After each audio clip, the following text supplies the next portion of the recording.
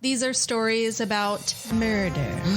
Could there be a hidden clue? Things that are exceptionally alarming. Like what? Just alarming things. Because he's at the bottom of the ocean, every little sound is intensely magnified. He hears animals eating his friends and crewmates. Oh my God. Instead of scattering ashes, he had simply dumped them in the parking lot. In Germany, before a royal court. Thought she was Polish. No, the magician is Polish. This is 3 Shots In. And today, we're talking about...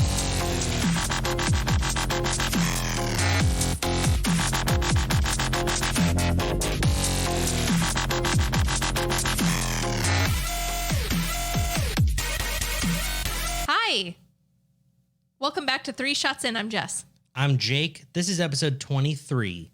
Today, we're going to talk about catch and catching and caught. All of them. All of them we'll be discussing today. But first, before we get this episode started, if you're not a patron, you definitely should be, because I hear the moment that you click that button and you become a patron, you instantly become hotter. What have you got to lose? Nothing. It's only the cost of like... a grande latte. It's not cheaper even. than that. You can go to 3shotsin.com. You'll find the link there. It's awesome. Yes. You'll love it. Or you can go to patreon.com/3shotsin. Yeah, that too. Well, for shots tonight, we had shots of Svedka. Was it strawberry pineapple It was gin? strawberry pineapple gin. I hated it. I didn't mind it. It was fine. I didn't like it. I think you could make some really good, like, summer cocktails with it. You know, imagine that gin, the strawberry pineapple gin, with maybe some lemon, like some lemon juice. Okay. And Tonic? even just either tonic or just club soda, just something sparkling and, ice cold. I think you'd want something. You could sip that outside. It's pretty sweet all on its own, but I bet you'd want just a little bit extra. You'd probably want some tonic in there. Anyway, drinks. We mentioned our drinks. We did. We just blew over them. Jacob mixed this little baby up. I did. I like to call it a Jake's mule.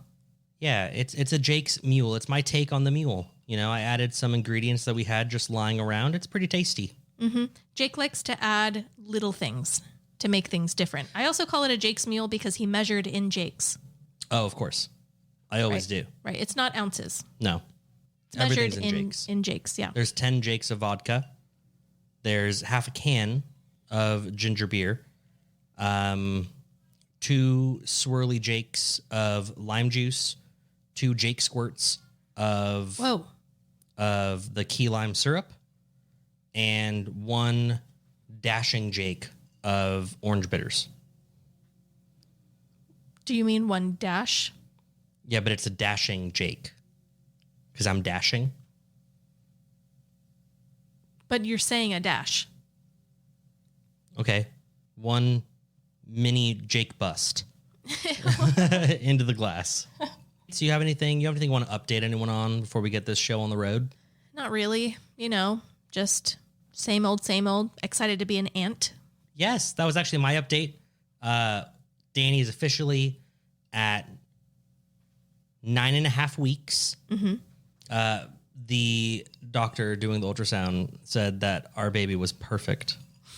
So she got the blood test for the gender, and they called and said that it is ready to be picked up. It is in a sealed envelope. Who gets to see it? We don't know. Can it be me? No. Why? Because I don't trust you to keep it a complete and total secret. Oh, I would definitely. I love keeping secrets from you. Not from me, from everybody. I love keeping secrets from everybody. You couldn't tell Terry. But Terry wouldn't tell anyone. You could not tell Terry. But he wouldn't tell anyone. One person to keep it 100% sealed shut. Anyway, go ahead and spin the wheel. I will.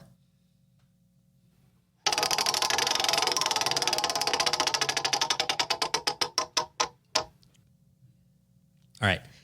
Datelines to Catch a Predator is returning. You get to choose the new host. Who was the old host? Tall, kind of lanky white guy.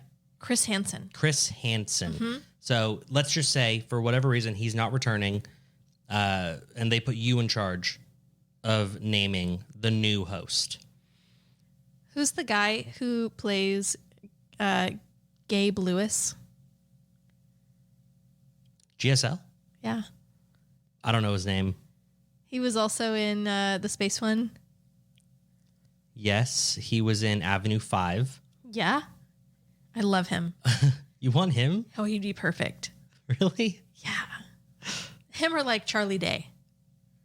Charlie Day would be terrifying. I know. Because I feel like Charlie Day... Because he Day... just looks like this little unassuming white guy at first. And then if he really digs in, you're like... He's on the brink of snapping at all times. I love it. You know, like... Yeah. Like, it hasn't happened yet. You know, they keep adding weight on his back, and he's ready to snap at any time. Uh-huh. But it just keeps adding up and nothing, you know? Well, One day, though. You're talking about It's Always Sunny, right? He plays the same character and everything, and I don't think that's a coincidence. I think that's just him. That makes sense. Yeah. That makes sense. So, no, I think he is ready to blow at all times. That's not the character he played in... Oh, never mind. Yes, it is. Always. No, that is not the character he played in Horrible Bosses. Of course it was. No, it wasn't. Under got- the moment of stress, what did he do? Started stabbing the guy with his EpiPen. He was high on cocaine at the time. Of course. That was on accident, by the way. But I think he'd be a great host. I do also think he'd be a great host. I think Gabe Susan Lewis would also be incredible. Yeah, I think GSL would also kill it. What if they were like co-hosts? That'd be fun. Or like someone who would just like straight to intimidation, but in like you're about to get your ass beat by like your grandfather type of way.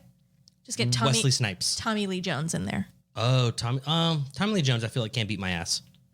I think I'd whip Tommy Lee. He's too old. And Yes, not fit enough. but he is intimidating is what I'm saying. Sure. Chris Hansen, by the way, I don't think he could beat your ass. He's not. He's got reach on me, that's for sure. I think. Yeah, a lot of people do. Whoa. Okay, I'm an average height man I understand. I just mean there's a lot of tall people. with a slightly less than average wingspan. Okay. Okay. Well, anyway, who's going first? Oh, it's me. I'm going first. I will be catching first. Exciting, Yes. especially to our male listeners. I just gotta. What have you written there? What is that? You've put a new title on your notes. You crossed out Wikipedia. Why is No, that? I didn't cross out. I didn't do that. Okay. Okay. I must have misread it. It is upside down. All I did was the source. It was so small. I wanted everyone to be able to see it, so I changed it and put Reliable source. reliable source, and that's TM'd. Obviously, we can't use that because it's already used on this source that I have. Right. So we're gonna be talking about Marty Burgeon. Okay. Okay. Baseball player. Let's jump into it. So Michael and Ann Burgeon, their son Martin was born October 25th, 1871. A little while ago. Damn, that's a really fucking long time ago. Yeah, about 150 years ago, give or take a little bit. Wow. And this is in Massachusetts. That's like when Lyle was born. 1, 2. Yeah. Or maybe he knew him. So Martin's parents were Irish immigrants. They came into the U.S. Basically just post Civil War. So the dad worked. He was a shoemaker in a local factory. Mom was a stay-at-home mom because they had 6 children, 4 girls, 2 boys, and the third was Martin. So middle child. Okay.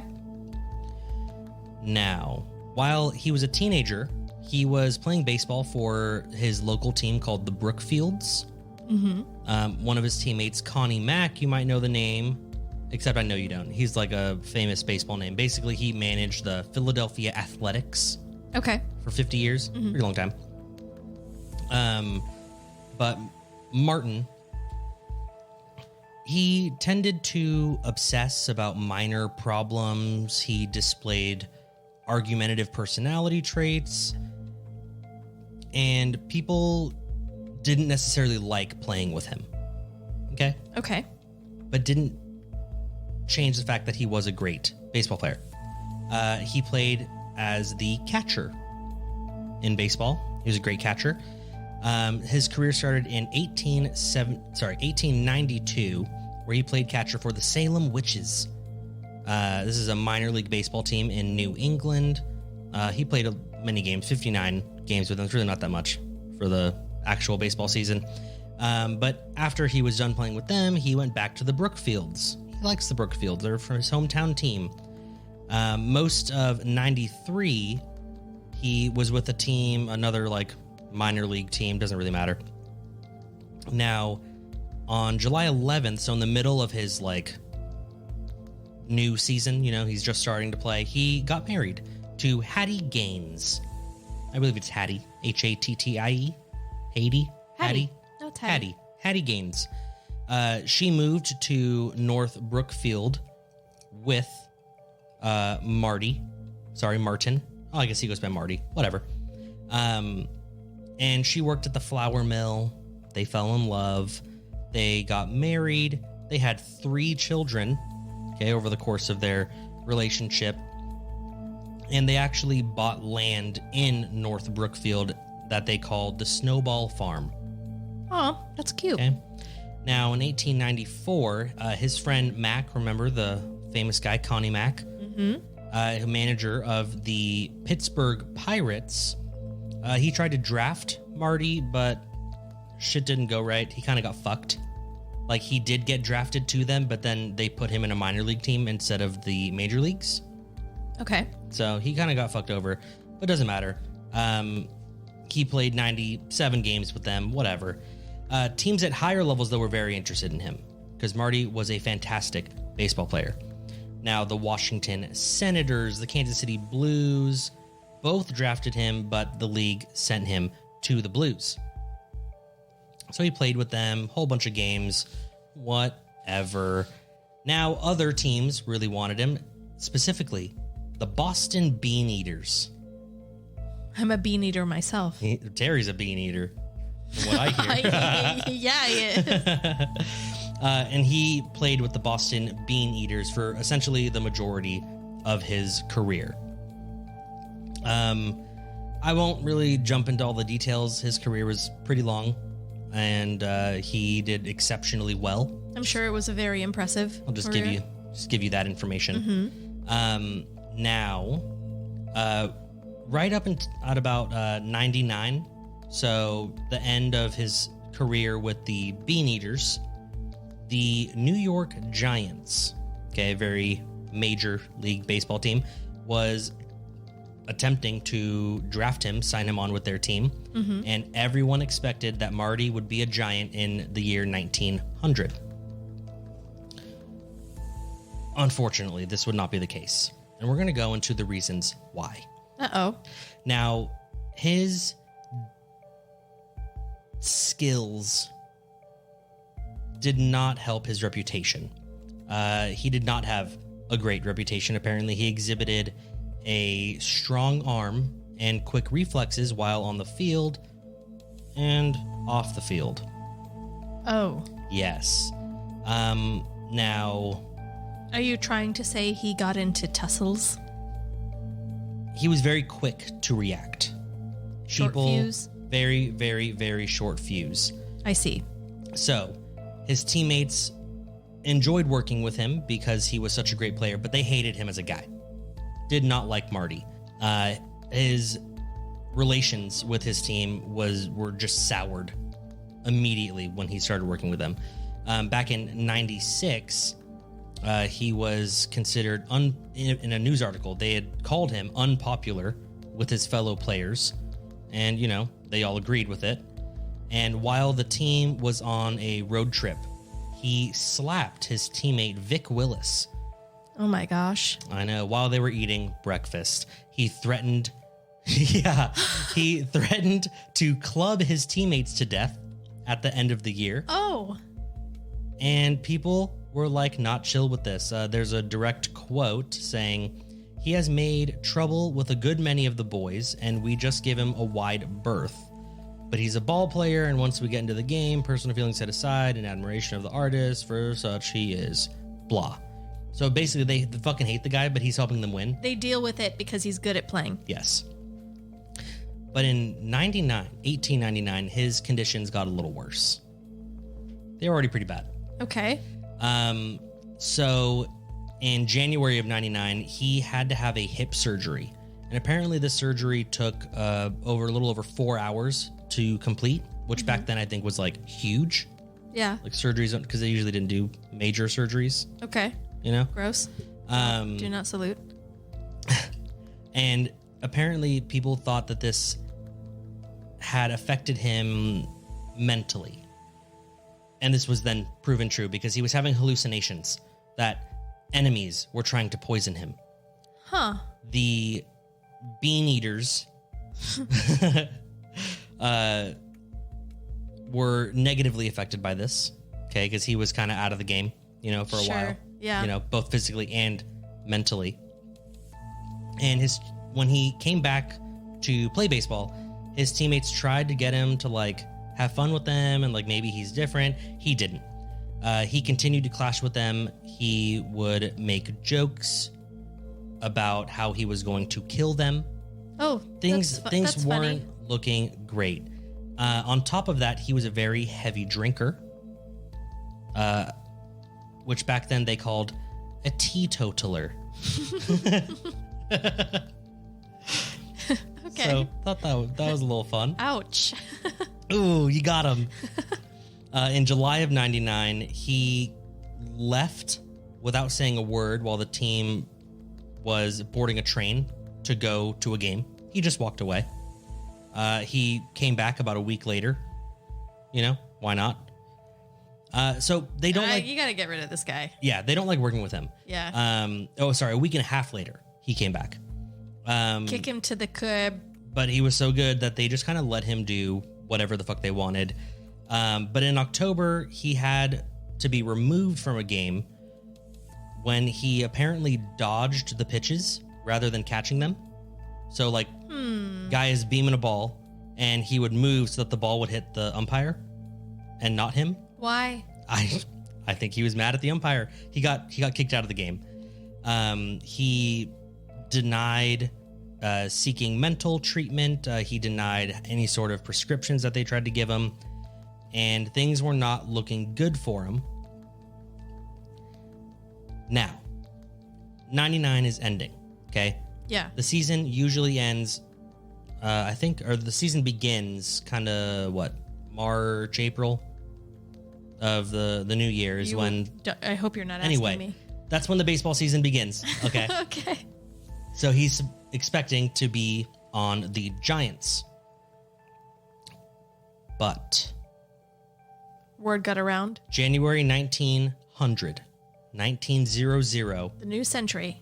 28-year-old Burgeon was found dead in his home. That sounds awful.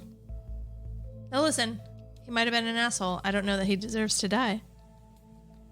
Okay. What could have caused this? Take a drink. This is going to hurt you. Why? Take a drink. It's okay.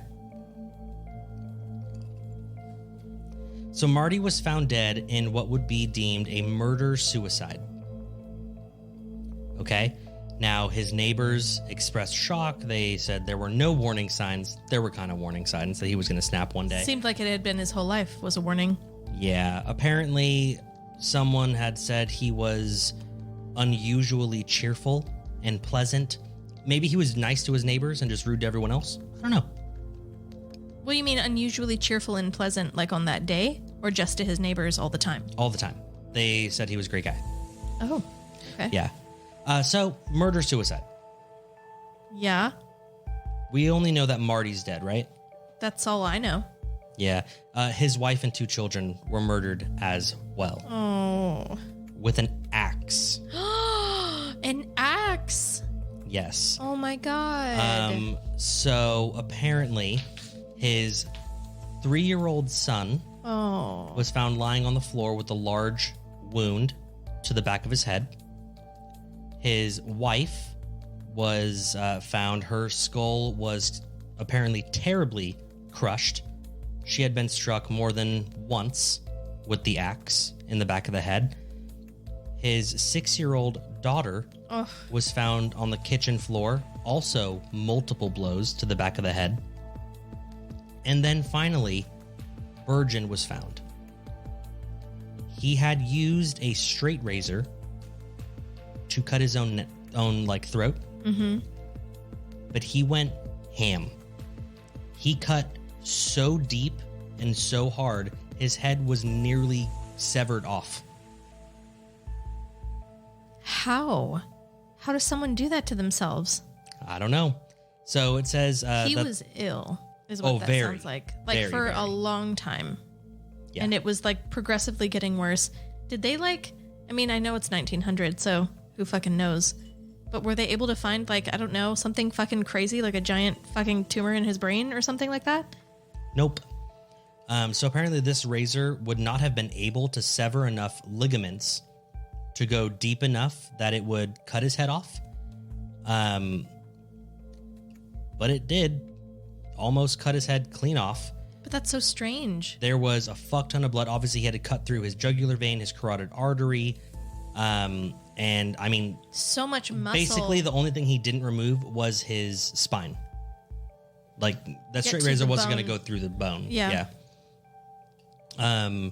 So following his death, everyone was all sad, blah, blah, blah. Apparently his younger brother had joined a baseball league, and they were supposed to play against each other soon. And obviously that couldn't happen. And then this is the end of the story, but I thought this made it way more interesting. Okay.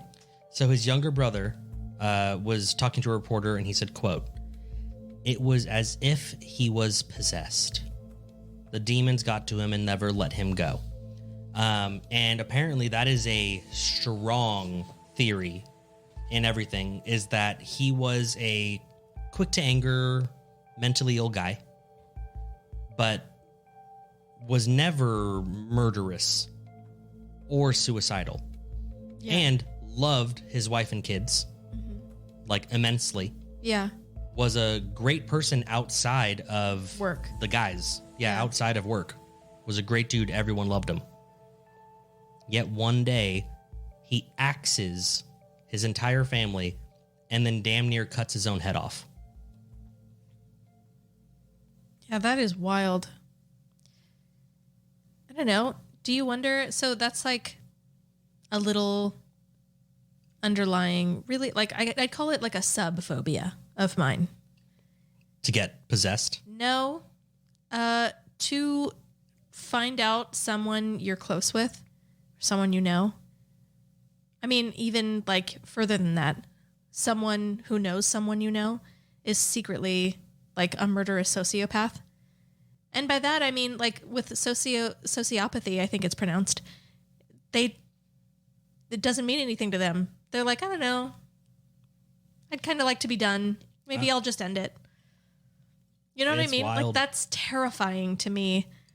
So sure, maybe he was possessed. I'm not up, that's on the table for me. I think that's possible. Mm-hmm. But he could also just be so mentally ill and have been so mentally ill his whole life. He knew how to cover it up with the right people. Because we've heard stories of that before. Yeah, it happens. Ugh. I didn't like that story. I know. You were bored for most of it because it was all about baseball. But I thought that was a fun little build up. Because it goes from a boring baseball biopic to fucking slaughter out of nowhere. It got progressively more bleak. Yeah. I don't mean to get I know there are some people who listen who aren't superstitious, Yeah. Some people are moderately stitious. Right. But at least a little stitious for sure. Sure. But if you are the kind of person who thinks that possession is possible, there are demons or even just evil spirits or whatever, maybe it's possible for both things to happen at once, for someone to be super mentally ill and for possession to be possible as well. If someone's really vulnerable, like, and possession is real, if we're just saying that it is for argument's sake, wouldn't that be a much easier target? That's what I was going to say. I feel like that would be the easiest target to take advantage of, is someone who is mentally ill and is on like the brink of snapping anyway. Yeah. And this is based off of, I mean, a lot of movies. A lot of movies. Like so many movies. A ton of movies. Yeah. And TV shows and stuff. But I don't know, like, just based off of what we know and what we can guess, if an evil spirit is out there and they're capable of possessing people slowly but surely through, like, manipulating you and fucking up your life in special ways, but, like, allowing other things to flourish, I imagine a mentally ill person would be much easier to do that too. Probably. Super sad.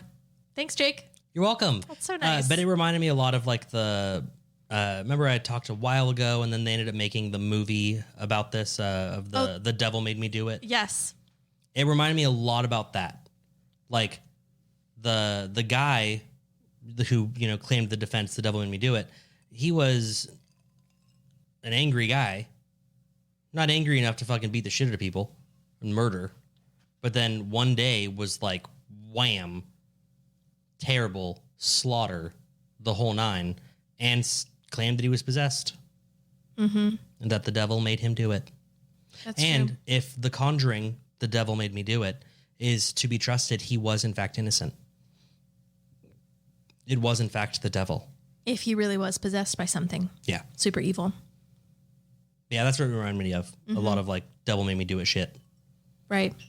And you didn't have time, I assume, to look into like that theory or like anyone having like any witnesses having like a firsthand experience with him or something. It was so like long ago. It was 1,000 years There's ago, nothing. basically. It may as well have been a millennia ago.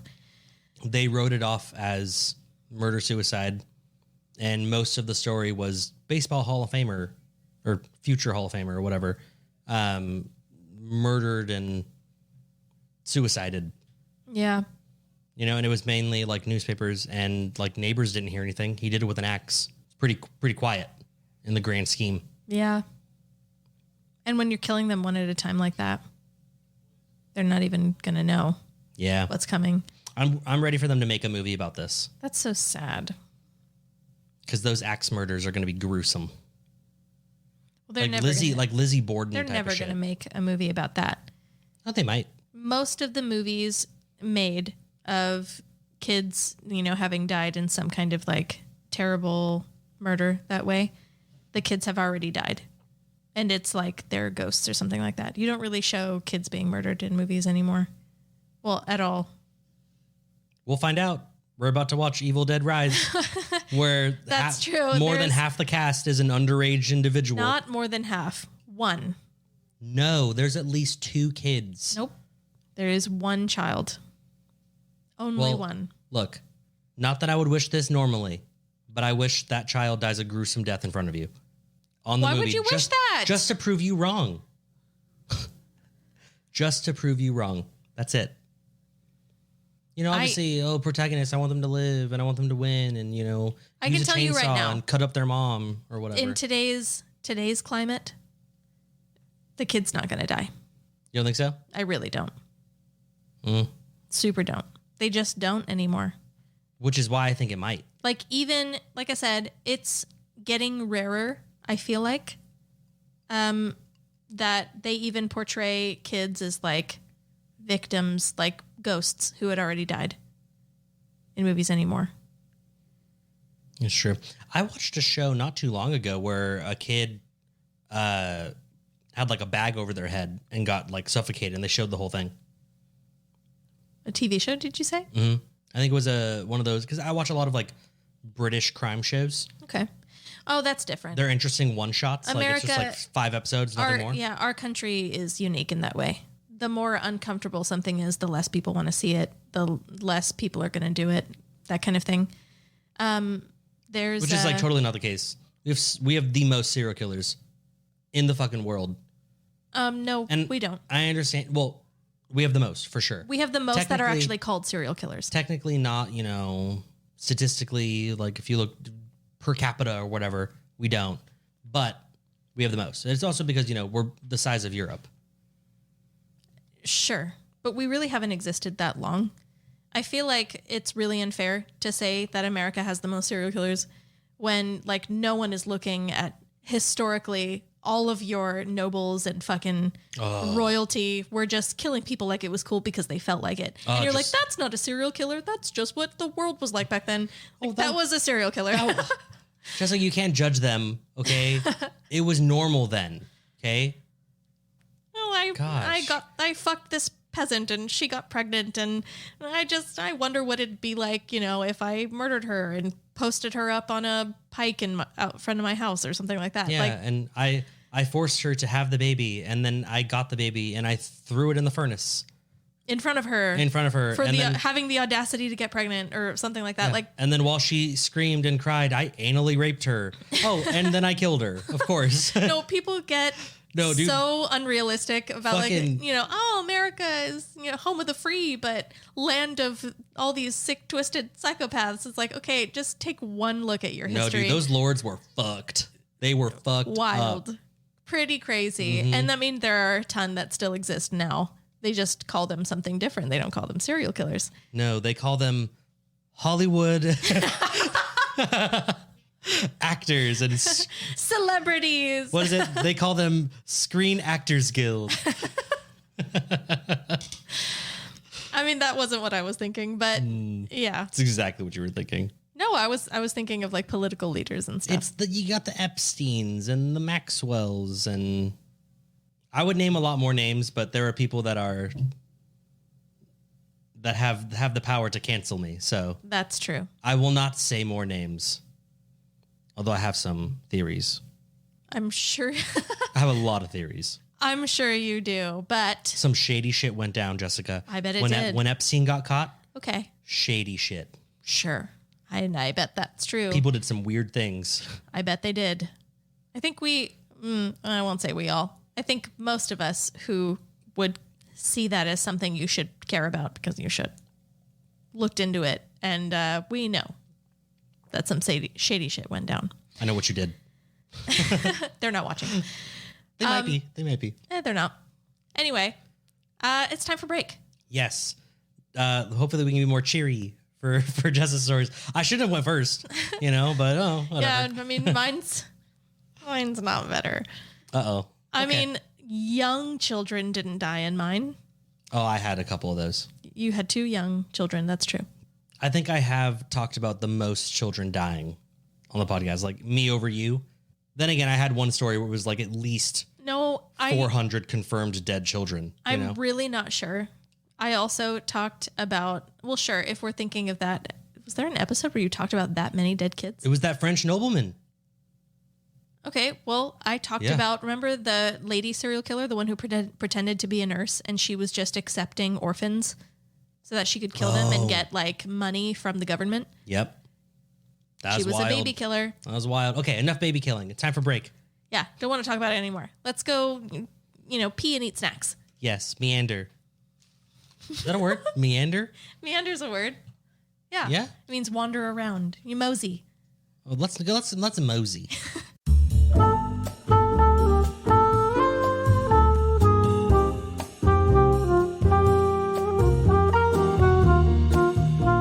Catch. Catchers. Catching. Catches. Caught. You can catch butterflies. Yes, you can. You can catch criminals. You can catch AIDS. You totally can. Mm-hmm. You can catch a cold. Catching a cold, doesn't it suck? It does suck. It's awful. Not a fun experience. No, I hate it when I catch a cold. You know what's an awesome experience? What? Buying products from a quality product provider. Would you consider them to be a catch? Yeah, I would. Guess who I'm thinking of? Who? Our sponsors. That's right. Tilted Tinker, Woodcraft and Wizardry. We'd like to thank Tilted Tinker, Woodcraft and Wizardry. They are a company that makes woodcraft products. Like plaques with all sorts of hilarious sayings and coasters with sarcastic twists. All of that dry humor is mixed in with Dungeons and Dragons accessories like dice towers, dice dungeons, and DM screens. Everything is made here in the USA. Yes, a family-owned business. They use American wood in American hands. Nice. They personally create all of their merchandise. We own many of their products. That's true. All of them are of great quality. The greatest. You can visit their website at tiltedtinker.com. Reach out to them at info@tiltedtinker.com. They are Tilted Tinker on all their social medias. That's Tilted, Tinker.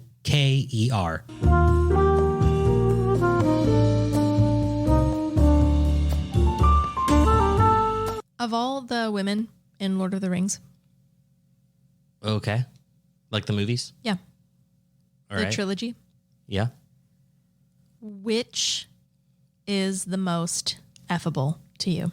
Which are you most able to F? I mean, if I had to break it down into such, vulgar ways as you have, Is it Liv Tyler? you know what? Arwen? Honestly, like my gut's telling me Arwen, Yeah. right? Because like she's undoubtedly like the prettiest one. Well, you have 5 choices. 5? You have 5, yeah. Arwen, Yeah. Galadriel, Yeah. Rosie, the halfling. Okay. Okay. You have Eowyn Right. of Rohan. And you have Shelob. Shelob, the spider.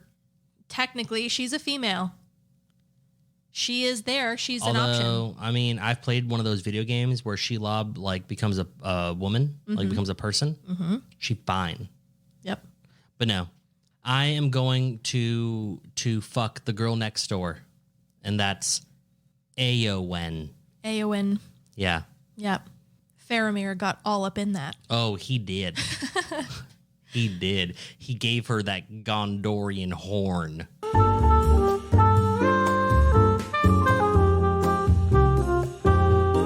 From a purely hypothetical perspective, Yeah. which of the dudes is most effable? If you had to F a Lord of the Rings dude, which one? Let's just say Faramir. Yeah. Maybe we can have a little menage a trois. With Eowyn. Any particular reason, Faramir? No. Like, obviously, the easy answer would be, like, Legolas, because he's the most, like, feminine man. He's basically female. Yeah. But no. If I had to choose, let's see, between the dudes, no contest, it would be Eomer, played by Carl Urban in The Riders of Rohan. The Rohirrim. Oh, right. The Rohirrim. Mm-hmm. Yeah. Hands down. That's number 1 with the guys. No, Grima didn't make it? You know, he got close. Mm-hmm. Something about that oily hair. What about the mouth of Sauron, like what that mouth would do? No, I got you. You know? What, is there like a crazy huge tongue behind those teeth? You know what I'm saying? There is. Probably.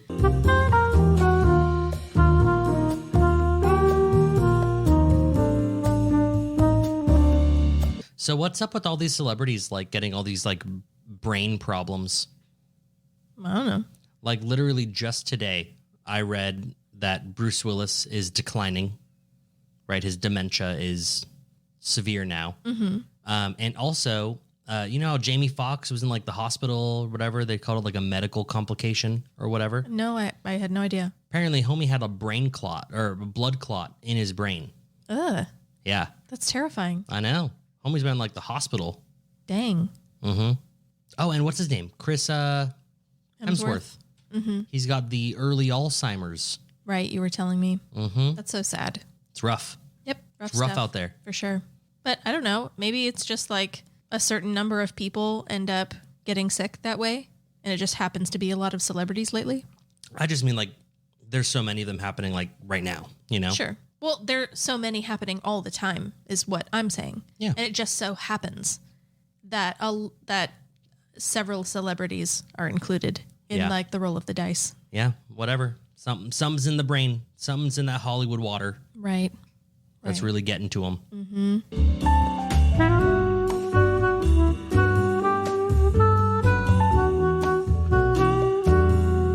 So we got the keys to our new townhouse.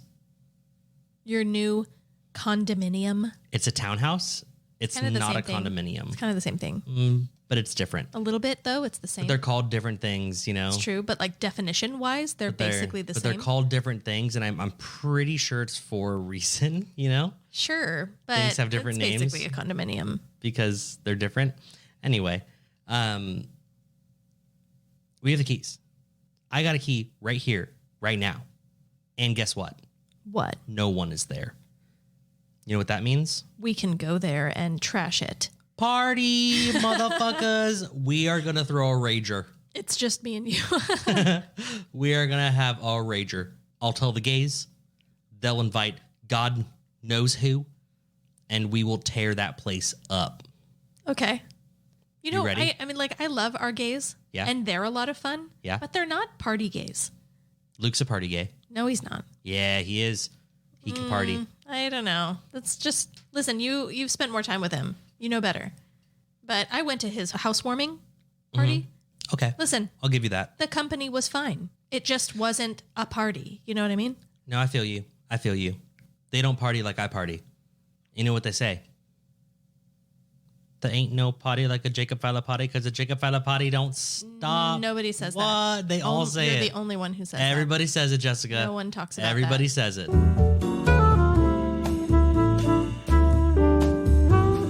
So I just finished all of the current seasons of 1,000-Pound Sisters. Okay. I obviously love the show. I just watched all of it. Uh-huh. And I bet you ate every time you did. Oh, every time. Every time. I'd sit down while they're like, you know, struggling to lose weight.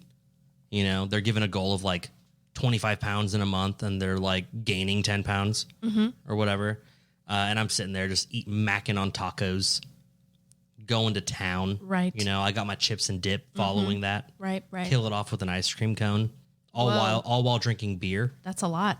Mm-hmm. Wow. And my weight stays the same. Don't go worry about it. Makes me feel really good about Makes myself. you really appreciate that kind of freedom. Yeah.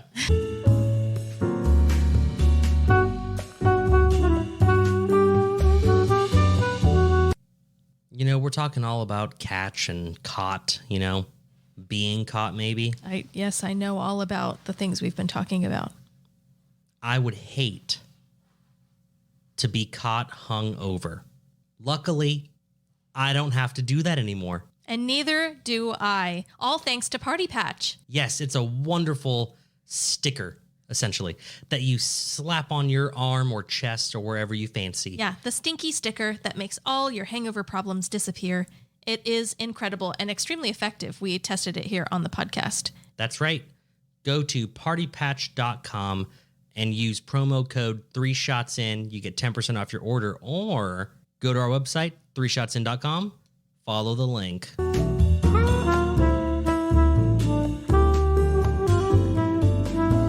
Hey, Jake, Yeah? when you get a new bottle of liquor, Yeah. a new one, you know, one you've never tried before, all that excitement and adventure, There's nothing more thrilling.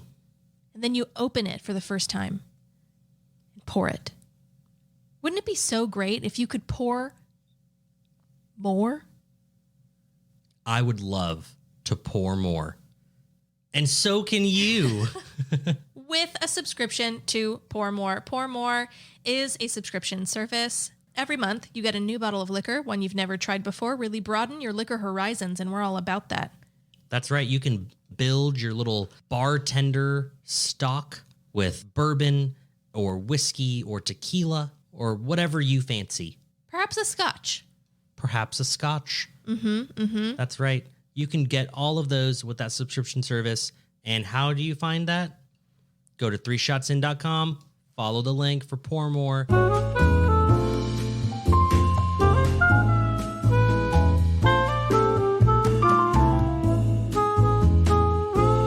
Well, we're back from the break. Yes, we are braked out. We've snacked and joked and drank. But alas, the show must go on, and I will spin the wheel. You should do that.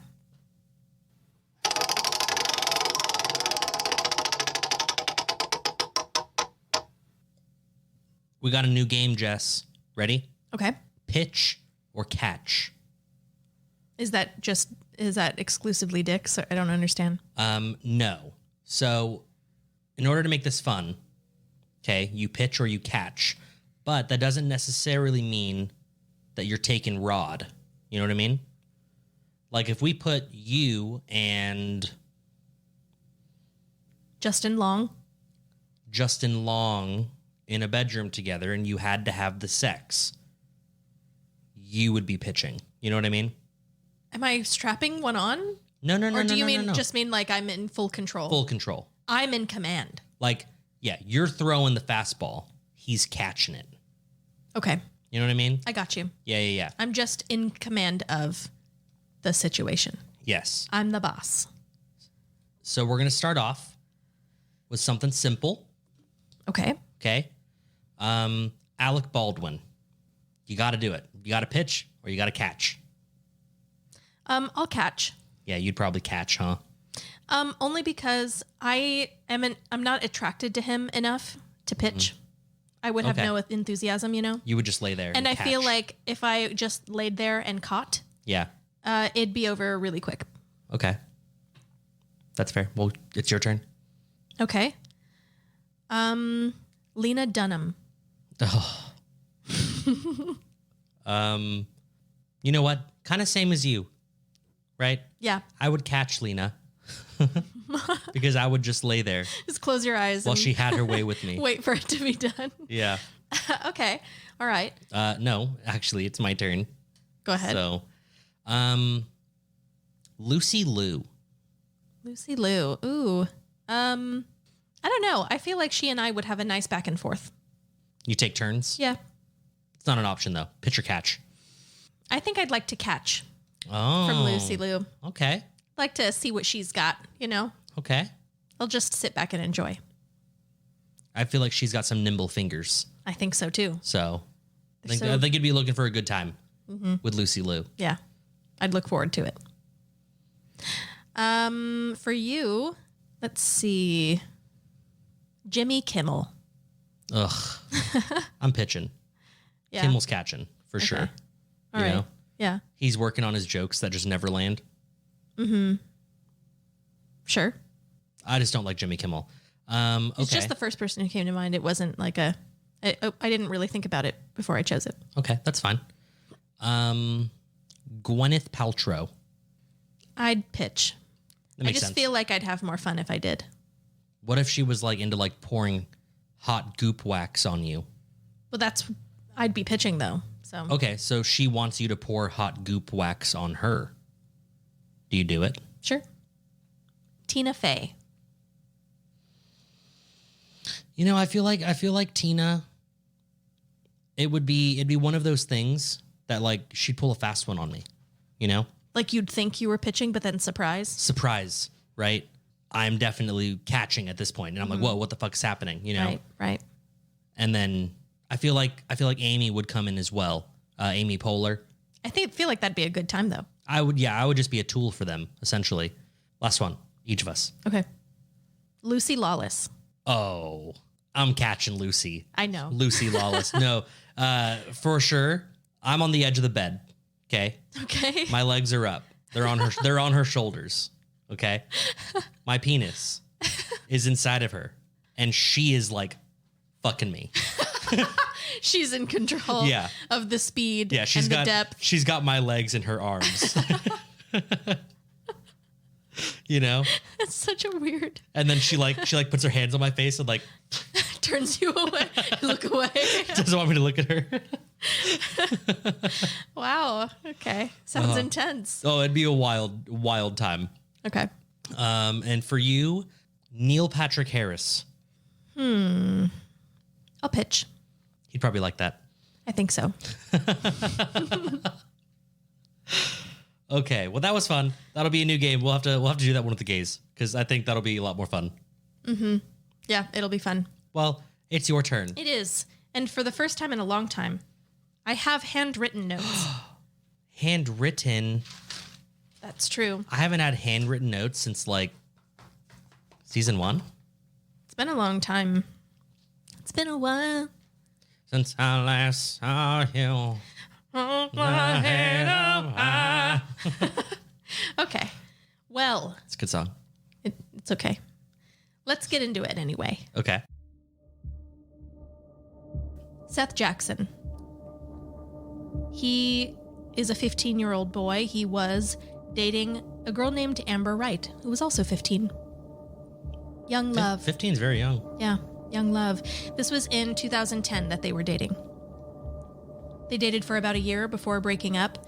Seth believed that Amber had been cheating on him with 18-year-old Mike Bargo. Yeah, a senior. Whoa. Ouch. So she'd been spending a lot of time with Mike while she and Seth were dating, and they seemed a little too close. According to Seth's buddy, Will Samalot, Seth was heartbroken, devastated. April 17th, 2011. Seth and Will Samalot, they hung out at a mutual friend's house, and Will noticed that Seth's doing a lot of texting. He's very distracted on the walk home. They get to a point where they typically part ways. Seth would go to his house and Will would go to his. This is around 9 p.m. that Sunday. The next day, Seth's mom reports him missing. He never made it back home. Oh, no. Exactly. A news report about Seth aired on TV that day, sharing his photo, a description, asking everyone to be on the lookout. Amber's mother has it playing in the living room.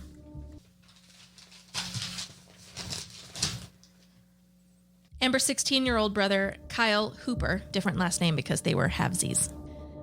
He sees Seth on the screen, and he has a breakdown. He confesses to his mom that he knows where Seth is. And when he's done with his story, she immediately calls the cops and relays the information to them. Based on the information they receive, cops head to a trailer park in Summerfield, Florida. They round up some suspects. They are 20-year-old Justin Soto, a.k.a. Roach. He's got a street name? Yeah. 18-year-old Charlie Ely, who owned the trailer in question. Amber Wright, Seth's ex-girlfriend. And Kyle Hooper, her half-brother. They attempt to find Mike Bargo, but they are unable to do so. As per usual, they separate all the kids, all the young adults, some of them, and they get their stories individually. Everyone but Amber, by the way, lives in the trailer. Interesting. So It's a very small trailer. There is not a lot of room. Tell me. It's cozy. Mm-hmm. Justin Roach, he's first in the interrogation room. Okay. He has a seat in the interrogation room. He yawns very nonchalantly, and he asks, "What's the issue?" Okay. Playing it cool. It's a cool cat right there. The interrogator proceeds very casually to ask him where he's from. Hawaii.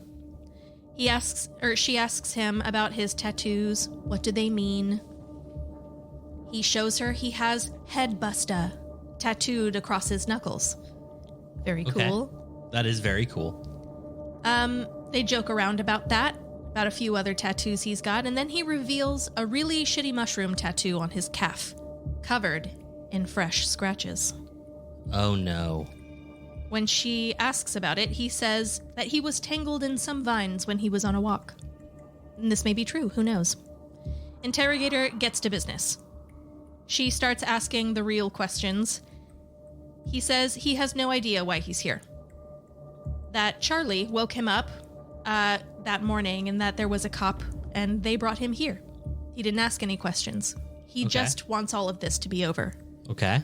When the interrogator reveals that she'd heard something about an altercation at the house, Roach gets visibly nervous, and he says he doesn't know much, that some kid came over, Seth or something, who got shot or whatever. Oh. He air quoted, got shot or whatever, is how he phrased it. Okay. Thought that was very interesting. Yeah. Interesting choice. I like that.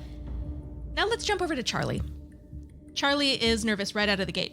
She explains that Amber had asked Seth to meet them on a street corner somewhere that night around 9:30, hoping to work things out, potentially get back together.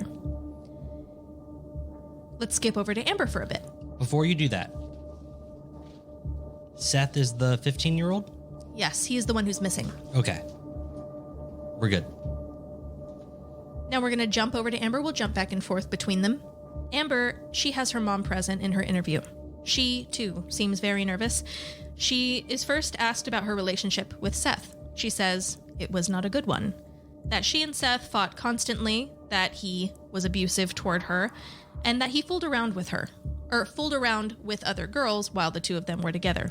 Oh, he fooled around on her. On her is what I meant to say. Mm-hmm. Yeah. So she explains that day, Sunday, that they both wanted to talk things out, put an end to the drama between them, she says, and be friends. But only friends. The text messages between them tell a slightly different story.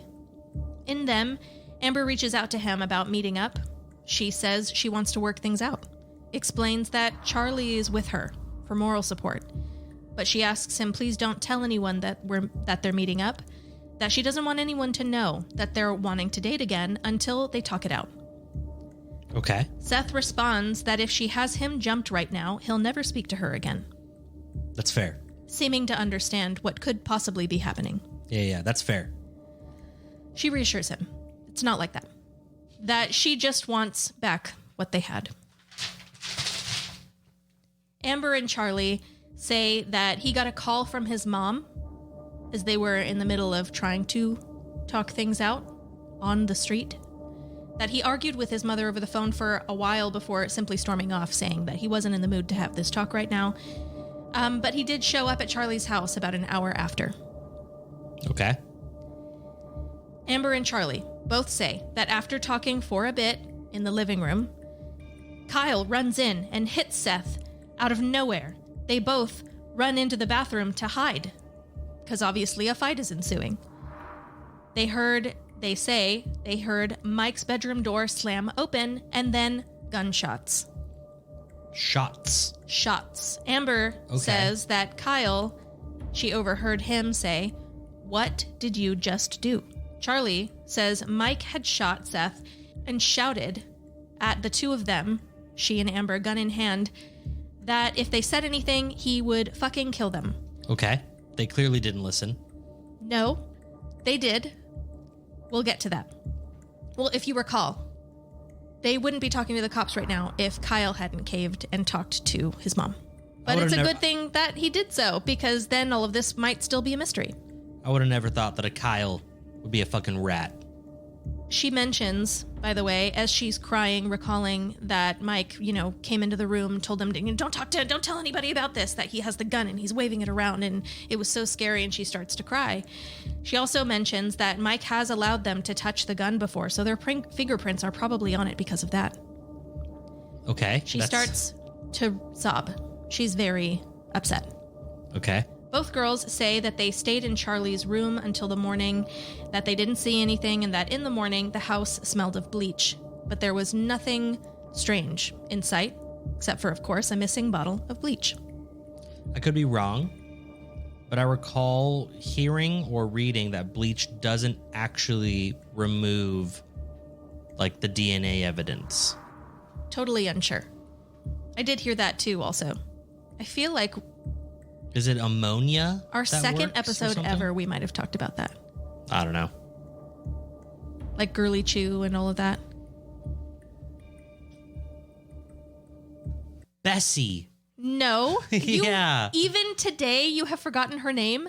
Well, you just said it and I was at a loss. Girly Chew. It was Bessie and Diasen Hassenkoff. Yeah. Yeah. Well, anyway.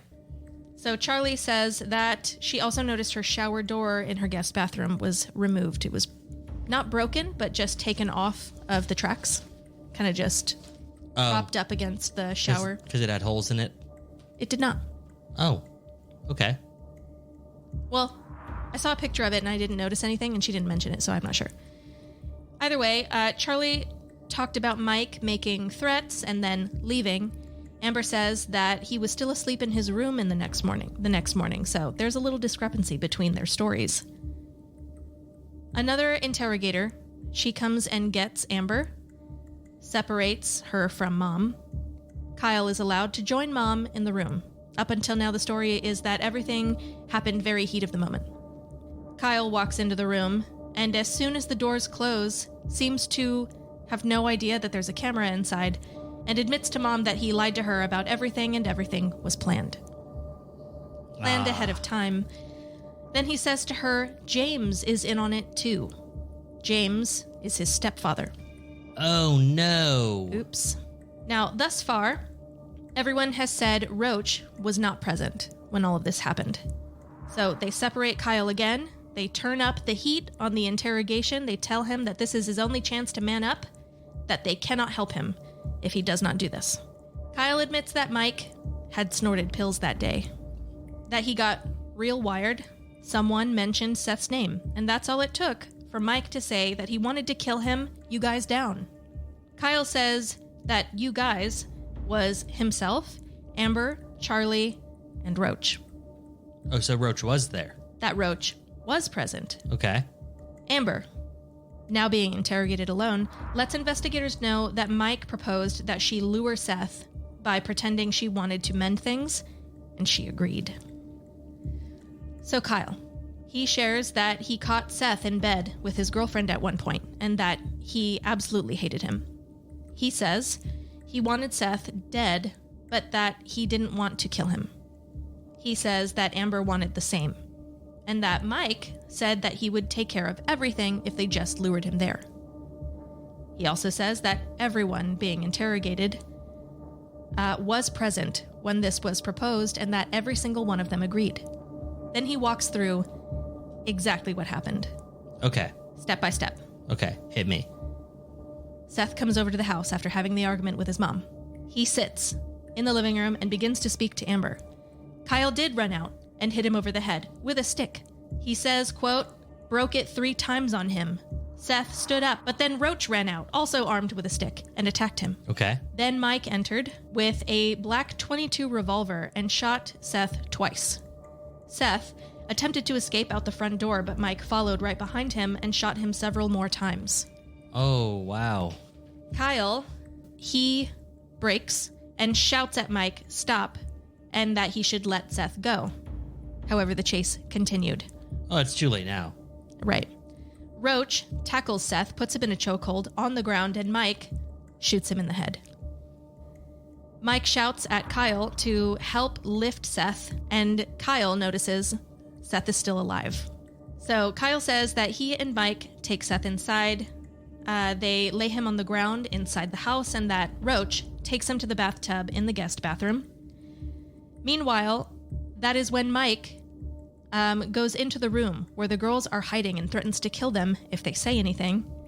When asked if he helped put Seth in the tub, Roach explains that he only grabbed a little piece of him, but he did leave shortly after that. Okay.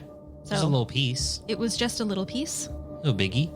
Kyle says that Seth is lying in the tub as Mike continues to beat him and shoot him. He's shooting him again? In the tub. Okay. Until Seth is clearly dead. Kyle says that he grabbed Mike and pulled him away. He said, listen, you need to stop this right now, because he just couldn't take it anymore. He was in a panic. Mike breaks free, runs back into the bathroom, and proceeds to break Seth's legs at the knee. He says that they decided to stash the gun in the vents inside the house and made the decision to burn everything out back. So Roach finally admits that the scratches on his leg are from looking for firewood in the forest behind the trailer. Okay. Mike hog-ties Seth, puts him into a bag. Roach says that Mike and Kyle brought Seth out to the yard. The interrogator, though, says that everyone else said that he and Mike brought Seth into the yard. Roach then says that he, quote, just like dragged him a little bit. Oh. But mostly it was Mike and Kyle. Okay. Mike instructs Kyle and Roach to get 2 car tires that were sitting in the front yard because Sure. he says that the smell of the burning rubber will cover the smell of the body burning. That's probably true. Meanwhile, Mike continues to beat Seth's corpse with a shovel. Roach stands watch over the fire the rest of the night until the body is burned up. Next morning, the guys go out to gather up whatever remains. Kyle says that Mike began to pluck teeth out of Seth's skull. He says he pulled out Seth's tongue and played with it before putting Seth's parts and ashes into paint buckets. He filled up 5. He then takes them to a quarry in a place called Ocala, and he leaves them. That's as much as Kyle claims to know. Now for Mike, because he was found eventually. Okay. And they did hear versions of this story from Kyle and also from Roach. Amber's stepdad, James, drove him to the quarry to get rid of these remains. And he was arrested, so it really seemed like he understood what had just happened and decided to help him cover it up. They attached cinder blocks to the buckets and tossed them into the river there. Okay. Afterwards, Mike calls his girlfriend's dad, a different man named James.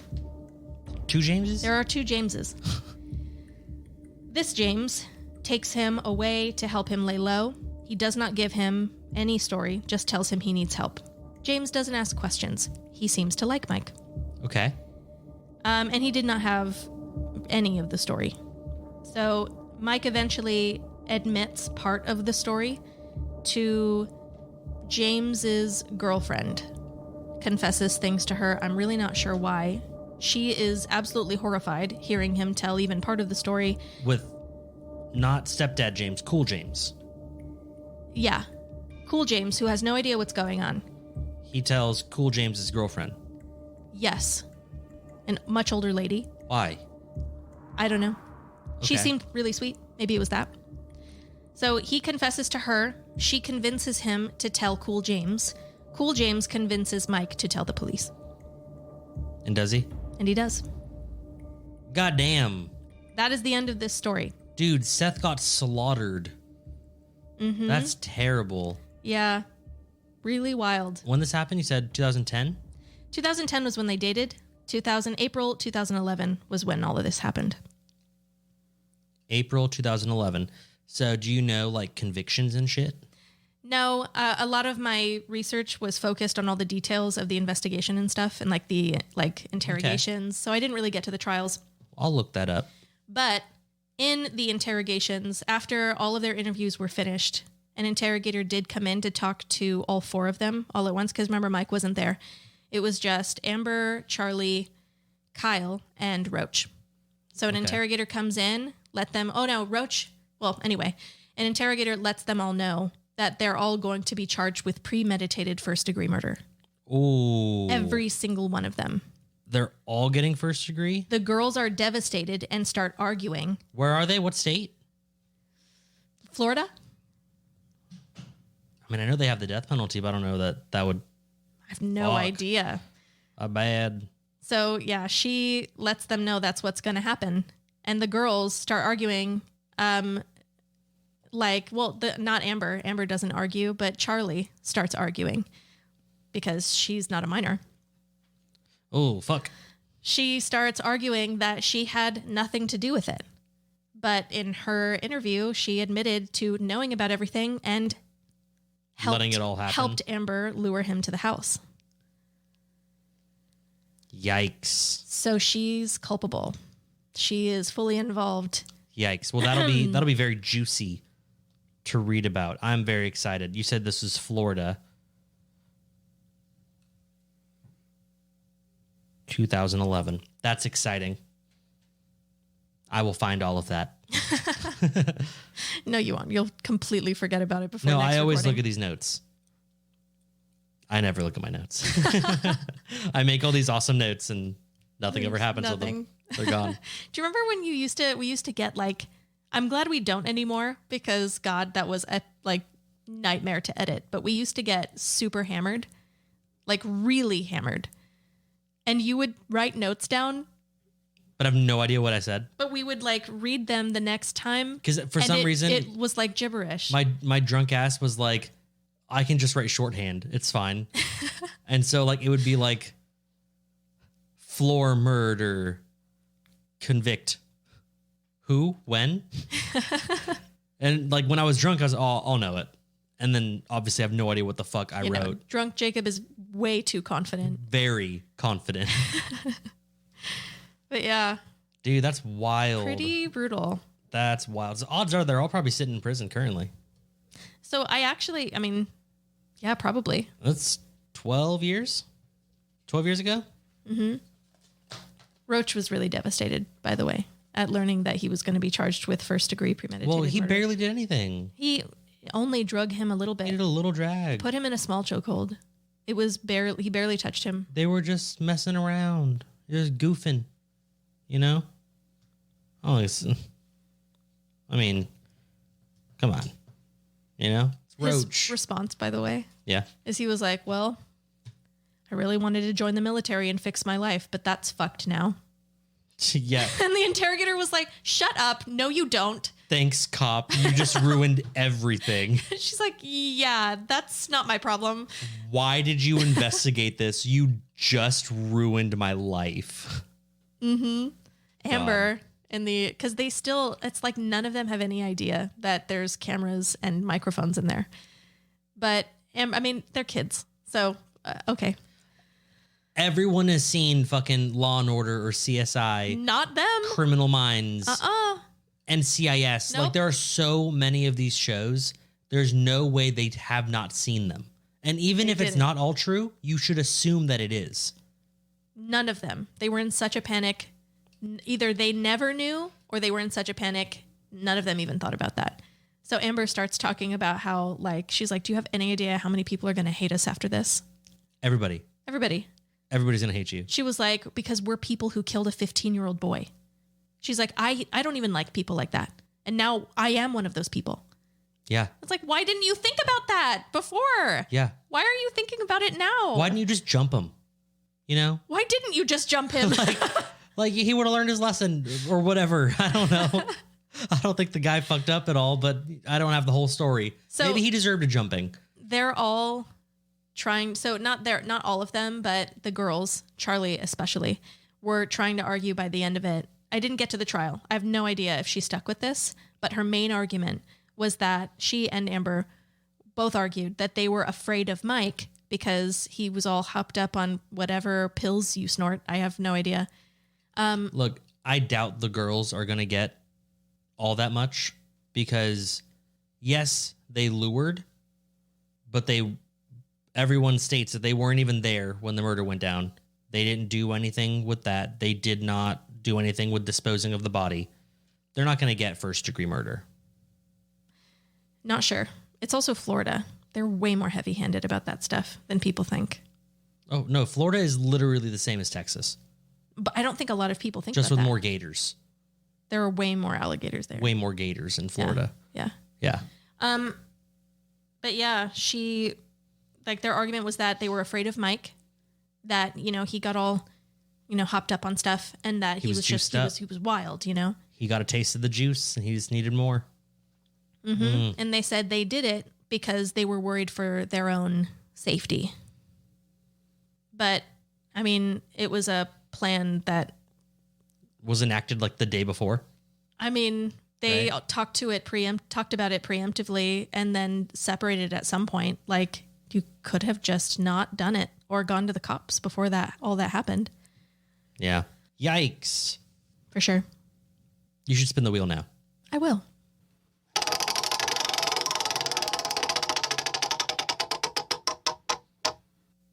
A celebrity throws something into the crowd and you catch it. Who is the celebrity and what was thrown?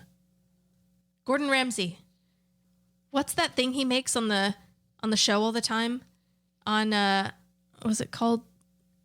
Iron Chef or Kitchen Nightmare? No, it's the other one. It's the chef competition. Yes. What's the... Oh, he'd throw me a beef Wellington. A beef... Because every time I see it, I want to try it so bad. That's what he would do. it looks pretty good, right? It looks really like tasty. it looks like a juicy ass steak, like wrapped in like a croissant or something. Mm-hmm. Like just crunchy bread on the outside, Yeah. and then it's like so nice and juicy in there. and he puts the juice on it. Hell's Kitchen. Hell's Kitchen. Hell's Kitchen. They need to bring it back. I love that show. Oh, it was so much fun. He was so mean. So mean. Do you remember when, like, out of nowhere, he got, like, he fucking snapped at his lackey, the French waiter guy? Oh yeah, like fucking Giuseppe or whatever his name Whatever, was. was he Italian? I don't know. But yeah, he got, like, so pissed off at him because he was, like, flirting with someone at a table, and he, like, just humiliated him in front of everybody. Yeah. Put him in his place. Uh-huh. It was unfortunate. Yeah. I Yeah. liked it though, because it was like reassuring that like absolutely no one is immune. Like he's not picking on just the chefs to be a dick.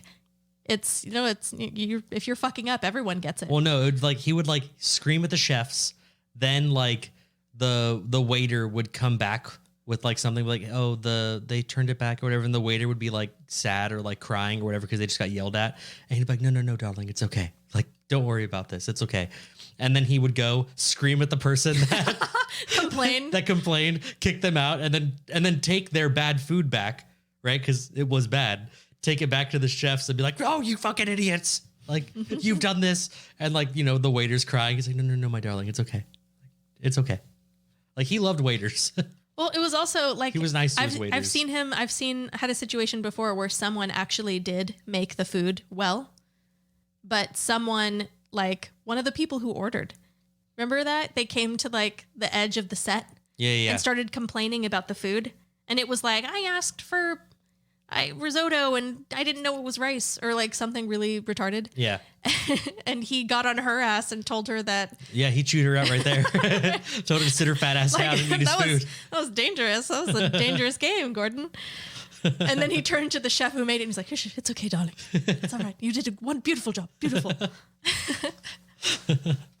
For me, I'm imagining it's going to be like the year 2040 when this happens. Really long time from now. That's Okay. 17 years. Lana Del Rey is circling the drain. You know? What? Yeah, she's old is circling she the right drain. now? She's probably going to be in 17 years. She'll probably be like, I don't know, 50. She's circling the drain already? Yeah. Maybe she's like 55, 60. I don't know. Okay. I don't know how old she is. No, she's circling the drain. You know, all that smoking and drinking and All drug that use sex, is going to rock, catch and up. cocaine. It's going to catch up to her. Right. Dude, I don't know. Mick Jagger's still alive. But Dude, no, hold on. Just listen. So Ozzy Osbourne is still alive somehow. That's all I'm saying. that blows my mind, by the way. It's really crazy. Blows my mind. Anyway, I think it's because Sharon's got him on some sort of vegan shit.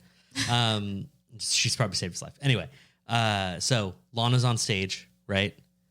She's like crippled, but she's still like, she's wearing like a bikini, right? Because she's still like kind of got it, even though she's like almost dead now, you know? Okay. And then like at the end of the show, right? Obviously I'm there, right? I still support Lana, love Lana. She takes off her wig, right? Because she's just got no hair left. She looks like She's she looks 50 like though. she looks like the red woman, the red witch in Game of Thrones Uh-huh. when she takes off her necklace and becomes this like wrinkly old woman. That's how Lana looks. She takes off her wig and she throws it, and I catch it. Okay. Right. And inside the wig is like a pack of cigarettes, maybe like a picture A of like couple ounces of cocaine. yeah, like a picture, like a sweat. I mean, like it's you can tell there's so much sweat on it, right? Of like James Dean for whatever reason, Okay. you know. Yeah. And I don't know, probably some drugs. Crumpled pair of panties or something. Yeah, probably some drugs. Drugs there. for sure. You know? Definitely. Yeah. A French fry. Where does that come from? You know. Oh, her ticket, her latest ticket to fucking Coney Island. Yeah. She loves Coney Island. You weirdly think really highly of Lana, but also really little of Lana. I mean, you know. Yeah. Yeah, you get it. I think so. You get it. Yeah. Anyway, that's what I'm catching. I'm catching her wig, and it smells terrible, but I'll cherish it forever.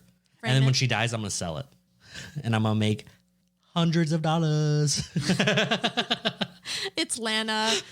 People will be simping over her entire life. It doesn't matter what That's she true. looks like or what's going on. It's true. All right. Well, if you liked what you heard, please like, rate, subscribe, and share this podcast. You can share it with anyone who loves or hates Lana Del Rey. Probably loves. I can't Obviously think of they anyone love. who hates her. I know. You can share it with anyone named Seth. R.I.P., buddy. Maybe you want to share it with a cool James, right? Maybe a Sure. cool James out there. Sure. Anyone who's played baseball. Sure.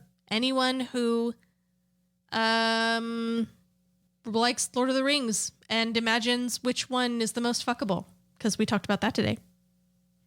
Yeah. Go for Which, it. by the way, everyone who watched Lord of the Rings. I was thought you were like- saying like everyone is fuckable. No, well, I was like, that is wrong. I mean, Yeah? can you think of someone who's not, except for Gollum? Saruman. You would not fuck like fucking 89-year-old Christopher Lee, Jessica. No. Ooh. No. Moving on. Please visit our website, 3shotsin.com. You'll find so many amazing links that I'm sure are there right now waiting for you. Meaning they're not right now, but like probably by the time you hear this, they will be. That's right. You'll find a link to our PayPal. Our internet tip jar, if you will. But there's also a link to our Patreon. Yes. That one, that's the love that keeps on giving. That's right. That is the herpes of the 3 Shots In. You can always count on it. Get your herp on.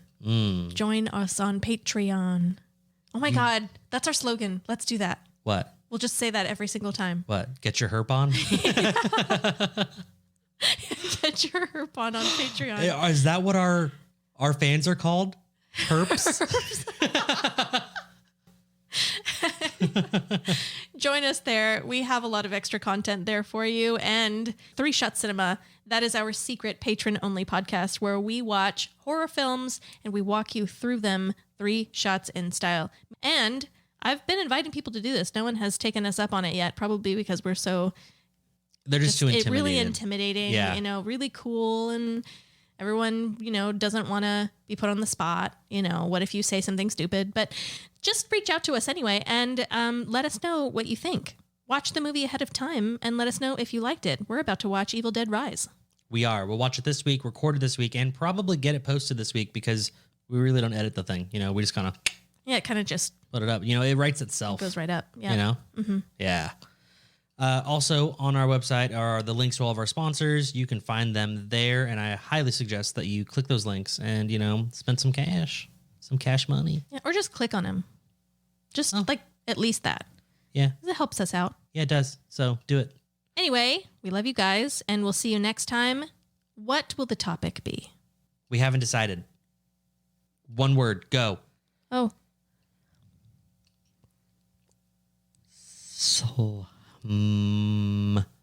did you just say salam? No. Okay.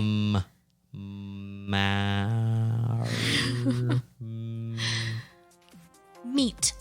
Oh, that's a fun one. Meat. Let's do that. Love it. All right. It's been decided. We'll be talking about meat. Love you guys. Bye. What do you think the Brits call meat?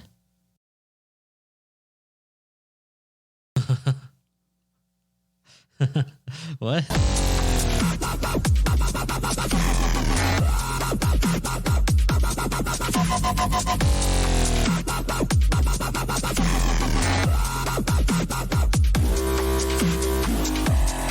What's up, herps?